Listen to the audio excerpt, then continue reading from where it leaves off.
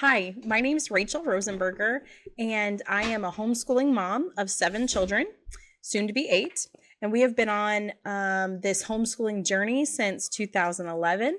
And we have been using the PEP scholarship since its inception in 2023.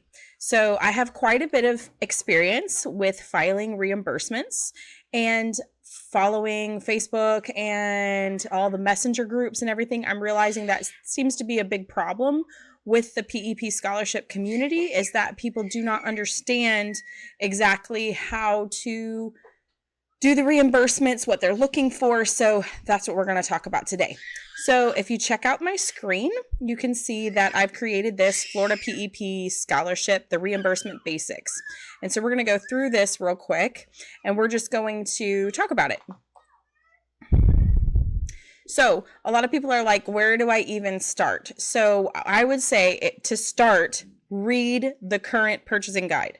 Make sure that you understand the purchasing guide. Don't go out and buy something until you know that it's going to be covered. Unless you were going to buy it anyway, then it doesn't really matter. But if you're planning on getting it reimbursed, make sure that you've read the guide and that you know that it is an approved expense. And this also can change during the year. This year, it's already changed once, maybe more than once, but I know it's at least changed once in 2024-25 school year. So that would be my first thing. We had somebody that said that they purchased a trampoline. They thought a trampoline was covered, and it was like a yes and no thing. If you read the purchasing guide, a full-size trampoline is not covered, but a single size for one person is covered. So that's the kind of thing you need to be familiar with the purchasing guide for. The other thing is keep your receipts. Keep your receipts, your invoices, etc. You want to have all of those in a good place. Personally, like I said, I have 7 children.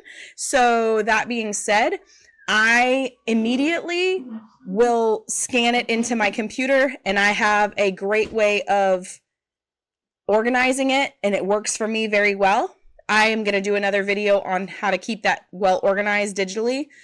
For me, the least amount of paper that I can have in my house, the better. Because my children don't do a lot of computer homeschooling. We do a lot of paper homeschooling. That being said, we already have an enormous amount of paper. So anything I can create digitally and keep digitally, the better for me. The next thing, become very familiar with your financial institution's record keeping. This is going to be another video I'm going to do about a couple of different bank accounts and how you need to search for your purchase. They want to have, we're going to talk about this in a minute, but they want to have proof from your bank or your credit card, whatever institution, that you paid for that and that it was actually you paying for it and not someone else. So we need to make sure that you keep those records as well. Also, another thing that's not mandatory, but it really helps a lot, is if you take pictures of your child using the item that you purchased. If it's an event, keep your flyers or your ticket stubs or things like that from the event. That really, really helps to, again, prove that your child was there, that they were doing what you said they were doing. That's another thing that's really good to have. So what they want for sure, definitely. This is definitely what they are going to want from you. And I'm going to move my little face over here to the middle.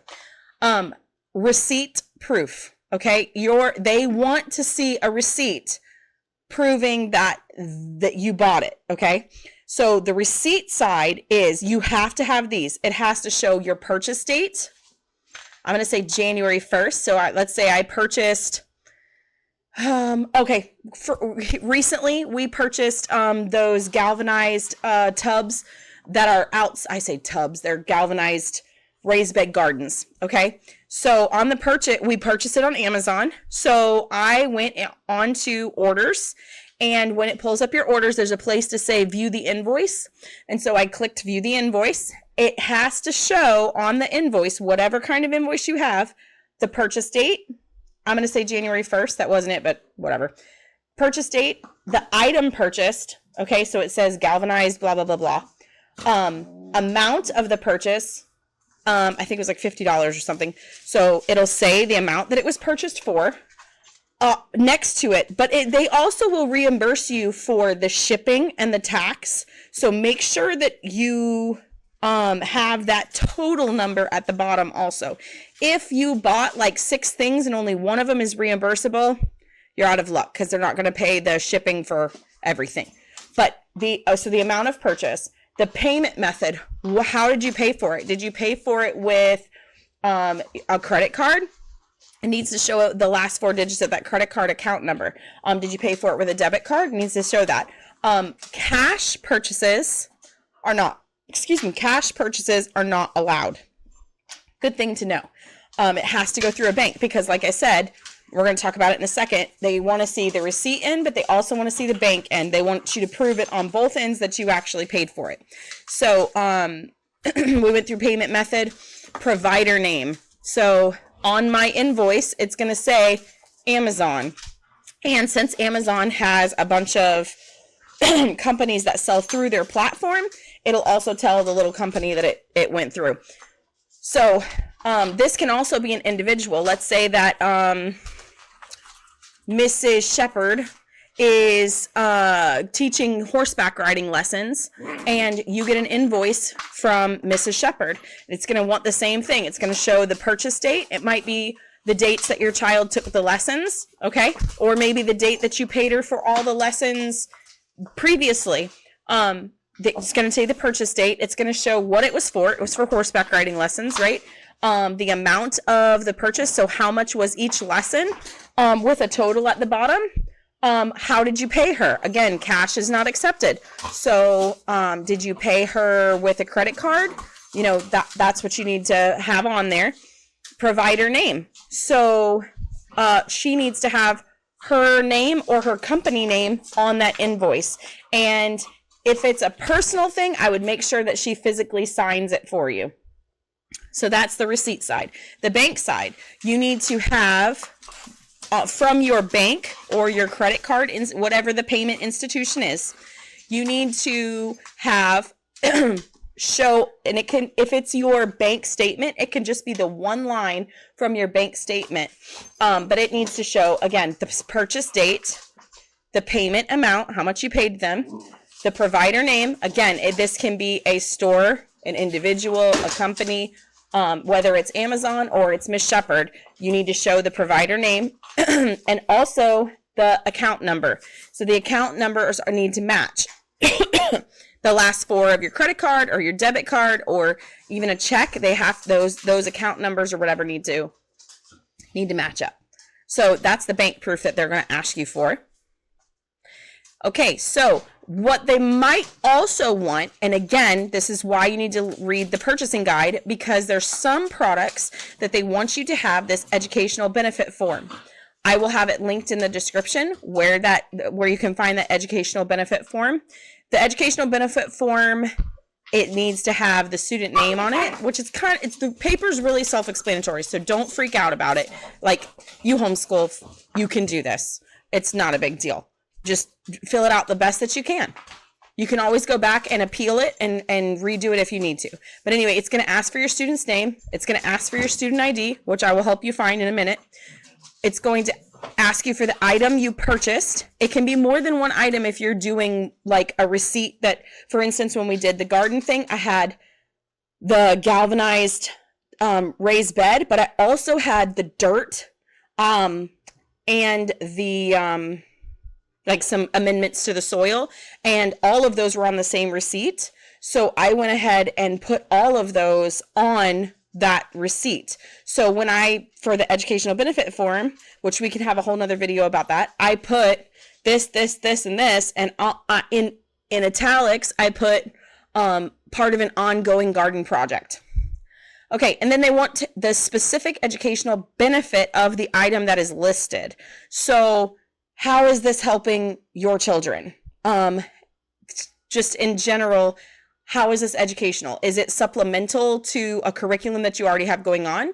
For my kindergartner and 3rd grader, We have been talking a lot about how seeds are planted, how they sprout, healthy food, all of those things. Those are all part of conversations that we've already been having. So this supplements the conversations we've been having, which applies to their science curriculum. So that's all they're looking for is, hey, you say that this is educational. How is it educational? And like I said, we can do a whole nother video on how I professionally word all of that. And it's like super easy. Takes time, but it's not complicated.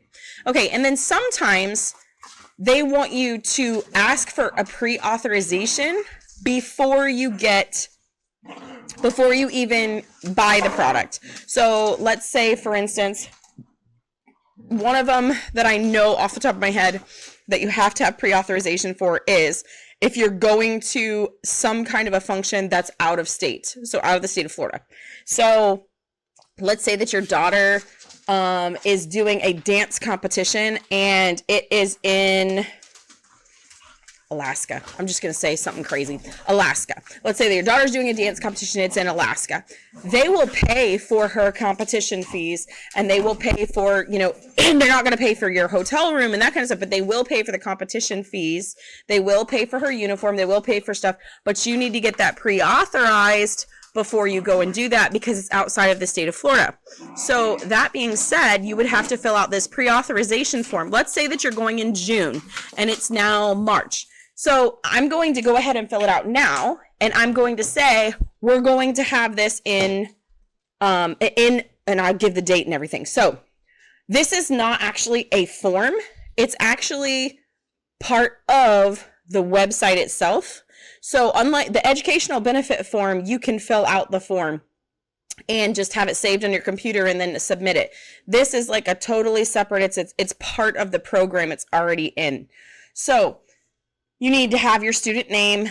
You need to have, which you have to put in with the program. You need to know your category. Again, this part, the category part, you find in the you find in the purchasing guide. Thank you. Purchasing guide. So you need to know the quantity, if it's an item, how many items you're doing. If it's lessons, like how many lessons are you getting pre-authorized for? Is it a competition where she's going to be in 3 different competitions? You need to know the quantity. Cost per item or service, the cost per dance that she's going to be in. My kids don't do dance, so if I'm wrong, I apologize to all dance people. Ad flyer or estimate. So you need to have something showing the dance competition. So that would be like a flyer inviting you to come dance or saying that she qualified or something like that. That would be that. And then in the educational benefit form, which is what is right here, that's also going to have to be submitted as part of that. So here's some helpful, useful resources that you should know about and you should have like a grasp of for submitting reimbursements. These are things I recommend that you go ahead and read or you go ahead and have, because it will save you so much time in them putting your stuff on hold because you didn't have the right information and then having to gather it, or them straight up denying you and you having to go back and appeal it, or finding out that you were wrong. So for this PEP Family Handbook, that is a really big thing. And again, I'll have it linked in the description. This family handbook shows you all these things: parent rights and responsibilities, qualifying and applying for a scholarship, scholarship requirements, scholarship funding and their schedule, general purchasing rules, the direct payments to providers. Some of your tutors, go back to the horseback rider lady, she's already registered with Step Up for Students. So because she's already registered with Step Up for Students, you don't actually have to exchange any cash at all. You just approve hours and she will, you put it to her name in the, I'm gonna say My Scholar Shop, in that, and she just pulls those and there's no cash exchange. You don't have to ask for a reimbursement. Anyway, it goes through all of that. My Scholar Shop use and the guidelines for what you can get, what you can't. There's some things you're only allowed to get once a year, once every 2 years. That tells you all about that. And the basics of your reimbursements. A lot of the information that I'm sharing is part of that in the family handbook. Purchasing guide. The purchasing guide tells you the purchasing policies. It tells you the expense categories. That is really super important, the expense categories. I still go back and look at the expense categories and say, for instance, flags. My daughter bought some like dance flags, so I know it's part of dance equipment. Is that, what is that under? And it's like, it doesn't always match up with what you would think it would be under, so I always go back to this expense categories. Prohibited and ineligible items. Like I said, a trampoline was covered, but it was only an individual trampoline, not the like family size trampoline. It's going to list all your things that you are allowed to have and what you're not allowed to have. Excuse me. Items requiring an educational benefit form or the pre-authorization. Like we said, there's some that you have to have. Good general rule is, if you don't know, just fill out the form. If you're not sure, fill out the form. It's better off to have the educational benefit form attached than them to say, hey, there, you were supposed to have an educational benefit form for this. And that's, again, one of those things that you want to keep up with your purchasing guide, because that's something that can change. Oh, we didn't used to need a educational benefit form, but now we do. So that's something that you definitely want to have. Okay, so that is all that I'm going to do for this video. We're going to have some more where I'm going to show you some of the very useful programs that I use. I have a program that I use to redact information. I have to have some of my bank statements, but you don't need to know what my account balance is. You don't need to know everything I spent all month long. All you need to know is that one line item and that it came from my bank. I don't need to share all my other information with you. So that's the kind of, I want to share with you some of those kind of programs that I use that I think everybody should have. So that'll be another video coming up. Thank you and have a great day.